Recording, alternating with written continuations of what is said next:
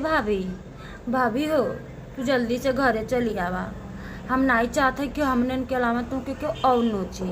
चल लू जल्दी से घरे चली आवा।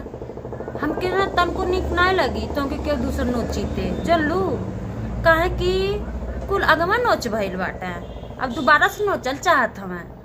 का कालू है एटीएमवा के पिनिया सबनम है, तो कुल चाहत हमें न कि हम सबनम के नाम के पिनिया डाल के एटीएमवा से पैसा कमा ले।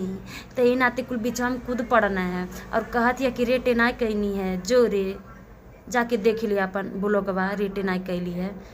तोर तो यह आदत ही है। और पिछवा से जोन बोलत हमन ने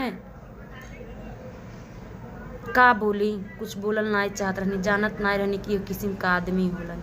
ठीक है, अब ही नहीं छोड़त हमन। एक घर जेके रहे रात एक घर ही रहा, चट नहीं बदलत।